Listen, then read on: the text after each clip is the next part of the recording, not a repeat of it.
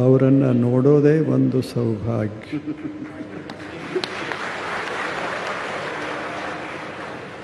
ಅವರಿಲ್ಲಿ ಬರ್ತಾರೆ ಅಂದರೆ ನಿಮಗೆಷ್ಟು ಸಂತೋಷ ಆಗ್ಯದ.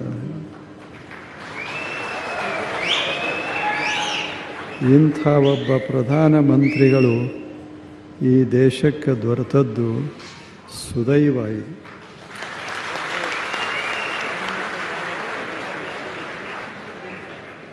ದಿನದ ಎಲ್ಲ ತಾಸುಗಳನ್ನು ಜನಚಿಂತನೆಗಾಗಿ, ಜನಹಿತ ಚಿಂತನೆಗಾಗಿ, ದೇಶದ ಅಭಿವೃದ್ಧಿಗಾಗಿ ಅವರು ಮೀಸಲಾಗಿಟ್ಟಿದ್ದಾರೆ. ಅಂಥ ಬರೇ ಭಾರತ ಅಲ್ಲ, ಜಗತ್ತಿನ ಅನೇಕ ರಾಷ್ಟ್ರಗಳ ಜನ ಅವರನ್ನು ಪ್ರೀತಿಸ್ತಾರೆ. ಅದು ಬಹಳ ಮಹತ್ವ. ಇಷ್ಟೆಲ್ಲ ಕಾರ್ಯಕ್ರಮಗಳ ಮಧ್ಯದಲ್ಲಿಯೂ ಅವರ ಪ್ರಸನ್ನತೆ ಕಡಿಮೆಯಾಗೋದಿಲ್ಲ.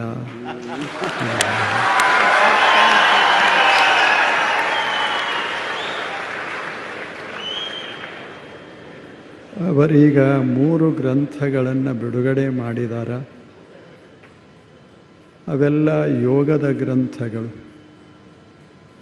ಶಿವಸೂತ್ರ, ಪತಂಜಲ ಸೂತ್ರ, ಭಕ್ತಿ ಸೂತ್ರ.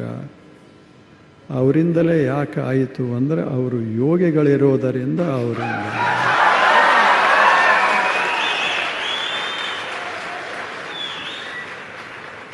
ಹೆಂಗೆ ಬದುಕ್ಯಾರ ಹೇಳಿ? ಅವ್ರಿಗೆ ಕಿಸೆಗಳದಾವ, ತುಂಬೋ ಮನಸ್ಸಿಲ್ಲ. ಜನರ ಹೃದಯಗಳಲ್ಲಿ ಅವರು ತಮ್ಮ ಮಾತುಗಳನ್ನು ಮೂಡಿಸ್ತಾರೆ, ಜನರ ಮನಸ್ಸನ್ನು ಅರಳಿಸ್ತಾರೆ. ಭಾರತ ದೇಶ ಕಂಡ ಬಹಳ ಅಪರೂಪದ ಪ್ರಧಾನಮಂತ್ರಿಗಳು.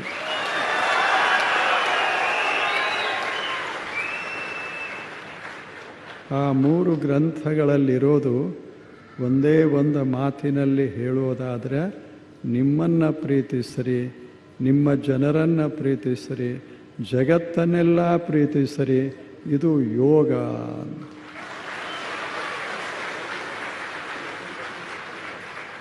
ಬಹಳ ಸುಂದರವಾದ ಕಾರ್ಯಕ್ರಮ ಇದು. ನಿಮ್ಮನ್ನು ನೋಡೋದು, ಅವರನ್ನು ನೋಡೋದು, ಇದೇ ಒಂದು ಸೌಭಾಗ್ಯ ಅಂತ ನಾವೆಲ್ಲ ಭಾವಿಸಿದ್ದೇವೆ. ಅವರ ಮಾತುಗಳು ಇಡೀ ಜಗತ್ತ ಕೇಳ್ತಾ ಇರ್ತದೆ. ಏನು ಸುಂದರ ಮಾತನಾಡ್ತಾರ. ಭಾಳ ಅಪರೂಪ ಇಂಥವರು. ಅವರು 100 ವರ್ಷ ಚೆನ್ನಾಗಿ ಬದುಕಲಿ.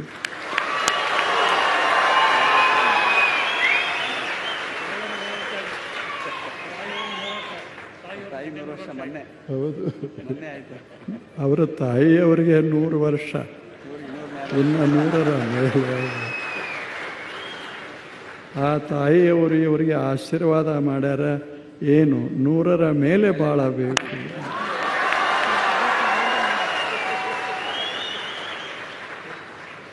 ಅವರಿಂದ ನಮ್ಮ ಜನ, ಯುವಕರು, ದೊಡ್ಡವರು ಕಲಿಬೇಕು. ಏನು ಅಂದರೆ, ದಿನದ ತುಂಬ ಕೆಲಸ ಮಾಡಿದರೂ ಮುಖದ ಮೇಲಿರುವಂಥ ಆ ಮಂದಸ್ಮಿತ ಕಡಿಮೆ ಆಗೋದಿಲ್ಲ.